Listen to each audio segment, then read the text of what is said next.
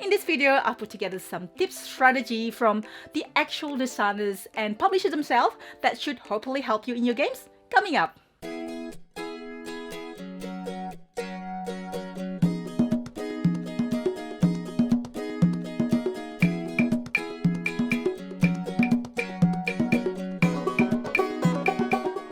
Hi everyone, hope you're well. It's Stella from Meeple University. Welcome to my tabletop diary. Hopefully you've seen the other tips video I've done and find them useful. Otherwise, check them out here or check the descriptions below this video. Now, before I get into it, please write in the comment sections below what you think of these episodes if you like, and if there are games you want to be featured in this series, and I will try to get it if I could, or if you just want to say hi. If we have videos for the games featured here, I'll also put links in the description so you can have a look at our review how to play or playthrough videos. Also, if you like to go to a specific section, I put time index in the description so you can jump ahead to that particular game. So here are the tips. This time I asked Jamey Stegmaier, designer and publisher in Stegmaier Games, to give me tips on 3 of his games, starting with Viticulture. Hey, this is Jamey with Stonemaier Games. Stella from Meeple University invited me to share some strategy tips for a few more of my games. I think I did this for maybe Viticulture a little while ago, a game that I published. I'm not the designer for Wingspan. And so today I thought I'd talk about the games that Stella asked me to discuss here. So I'll start with Viticulture. Here's one of the older versions of Viticulture, actually. Viticulture, I have 3 tips for each of these games. So my first tip for Viticulture is to get grapes early and often on your crush pad, even if you're not quite sure what you're going to do with them. This is a strategy that I like to use because grapes on your crush pad have really not much of a limit as to how far they can age. Unlike your cellar, where you need to acquire your medium cellar and your large cellar for wine to age into or increase the value into your medium or large cellar, grapes will just age on their own until they hit that 9 spot. So I really like to get that harvest engine going early in the game because it's one of those things where you don't have to do anything. You just have to let time pass and your grapes will increase in value. So I do try to get a lot of grapes on the crush pad as early and often as possible and let them age. My number 2 tip for Viticulture is to draw a lot of cards. So there's a lot of cards in Viticulture. There's wine order cards, there's vine cards, there's 2 types of visitor cards. If you play with Tuscany, there's also structure cards. And not all of those cards are going to be useful for your strategy, and I think that's okay. That's something that I think players overlook in Viticulture. They want every card to have utility. But really, you're going to be drawing a ton of cards throughout the game. The game encourages you to draw cards and gives you plenty of opportunities to draw cards. So do it. Let the game kind of fall into that. Let the game give you a lot of cards. And the challenge for you is to pick and choose which cards actually fit into your strategy. So A, draw a lot of cards, and B, for all those cards, don't try to make all of them work. Use the ones that really fit for the strategy that you're going for, and stay nimble. Work with, if you have a card that comes up that puts a little twist on what you were planning to do, but it gives you a lot of points or it helps your strategy a lot, go along with it. The third tip I would give is don't plant all 3 of your fields. In Viticulture, you can sell your fields and gain money, and that money can be very useful for buying structures that you need and other things that you need throughout the game. And I think it's pretty rare that you actually need or that you benefit from planting all 3 fields. And part of that is because when you harvest, at most on a single harvest where you place a worker, you're going to harvest 2 of those fields if you get the bonus space on the harvest action. Usually you're just going to be harvesting 1. When I play Viticulture, I often only make 1 field and I have it be a mix of red and white grapes, or red and white, so that I get to pull off 1 red grape and 1 white grape whenever I harvest it once a year. And that is often enough for me to play pretty well. I'm pretty good at my own game, Viticulture. So that's one thing I would suggest: going after maybe 1 mixed field or maybe 2 fields where 1 is heavy on red, 1 is heavy on white. Let's move on to the next game. This is Scythe. This is Scythe, this is the legendary box top here. The normal box top looks a little bit differently. I'm going to put this down instead of holding it up through the video, but you probably know what Scythe looks like if you're watching this video.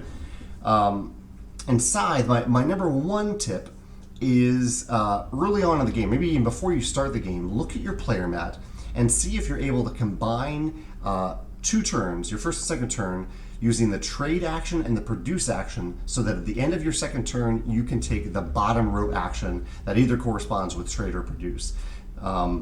This is something that, like, it depends on where your starting workers are, and it depends on the layout of your player map, but I always try to do this. I'm always trying to take my first bottom row action on my second turn by combining trade and produce.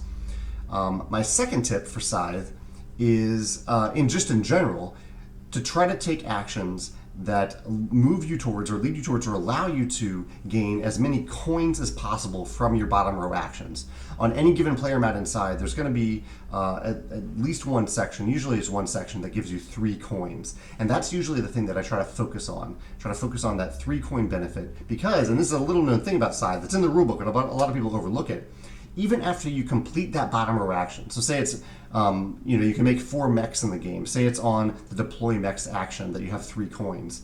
Even after you've deployed 3 mechs, you can continue to take that bottom row action to generate those 3 coins. So I often try to identify that, upgrade that action so it's as cheap as possible, and then use it throughout the game. Even after I've made 4 mechs, or whatever it is, 4 structures, 6 upgrades, 4 recruits, so that I continue to gain that 3 coin bonus throughout the game. You're still getting utility out of that bottom row action. The third tip for Scythe is to focus. In Scythe, you can only place 6 stars. 6 stars are some of the things that give you points in the game. They are the end game trigger, and there are 10 categories of places where you can actually place those stars, like getting 4 mechs, winning combat, getting a certain level of power, popularity, things like that. Don't try to do all 10, because you can't get 10 stars. There aren't 10 stars in the game. There are only 6 of them. So pick 6 and focus on them, and sometimes even ignore the other ones. So that you can stay focused, because if you spread yourself too thin, you may not get any stars. Whereas if you really focus and stay focused, you have a much greater chance of getting at least a few stars, and maybe be the player to place all 6 of their stars on that board. That's Scythe. And let's move on to Euphoria now. This is the third and last game I'll talk about. This is Euphoria here. So, Euphoria is a dice placement worker placement game. The dice are your workers in Euphoria. And so my first tip is to look for opportunities to bump yourself. So in Euphoria, there's a bump mechanism where if you see a worker on the board and you want to place a worker on that spot, if that spot has a little arrow next to it, it means that you can still place your worker there, and the worker that was there gets bumped back to its owner, bumped back to whoever that player was, and they get to roll it right away, and they have that worker to place on their turn. Look for opportunities where you can bump yourself, because that is allowed. You can bump your own worker and bump it back to yourself. That can really save you quite a few turns over the course of the game if you're good at doing that, because you don't need to use turns to retrieve your workers. You can just continually bump yourself. You can't do it all that much, because you need to use a variety of actions to do well in Euphoria, but you can kind of set yourself up for a few turns where you're bumping yourself a few times in a row, and then move on to something else. That can be really helpful. In a similar vein to this, if you do decide to get up to 3 or 4 workers in Euphoria, which isn't always necessary, you can win with just 2 workers if you bump effectively, especially in larger player counts. If you do, though, get up to 3 or 4 workers, keep in mind that you don't always need to retrieve all of your workers. You want to keep an eye on your knowledge, because if you have too much knowledge when you retrieve workers, you have a huge risk of losing one of those workers. And also, like I mentioned with the bump mechanism, sometimes one of your workers might have a pretty good chance of being bumped on the board. So if you're at like a medium to high knowledge level, maybe consider only retrieving 2 workers and leaving the worker out there that's the most likely to be bumped. So you have actually a fair amount of control over that. My third tip for Viticulture is one that you probably know if you've played the game, which is to collaborate as much as possible to construct markets. This is a huge way to move forward in the game, to place stars very easily in the game, as long as other players cooperate. And this is a big area of the game where you should actively discuss it with other players. You should look around the board, see who has the resources that other players need to help construct markets, and decide together, okay, just say it out loud. Say, okay, if I put a worker here, will you guys do it as well, so that we can complete this market? And they're almost always incentivized to do so. There's very little incentive in the game for someone to promise that they'll contribute to a market and then not actually do it, because you're getting a star out of it. You aren't penalized by the market, and you get your worker back right away. It's a win-win-win for all the players involved. So be active in that. Try to collaborate it, try to coordinate it so other players participate in the building of markets when is most advantageous for you. I think that's it. Those are 3 tips for Viticulture, Scythe, and Euphoria. I look forward to hearing what other tips Stella offers in her video. And if you have any questions about those games, feel free to join us in the Facebook groups. There are Facebook groups for each of those games where we talk a lot about strategy or answer rules questions, things like that. Thanks. Thanks, Jamey, for all the tips. Well, hopefully these tips are useful. If you've discovered tips for these board games yourself, feel free to write in the comment sections below if you like, and watch out for our next episodes. If you enjoyed this video, please help us by hitting the like button. You can subscribe to us and hit the bell so you'll be notified of our next videos, including the next one in the board game strategy series. Check me out on Instagram for my board games journey, and I will see you next time. Thank you so much for watching, guys. Have a great day.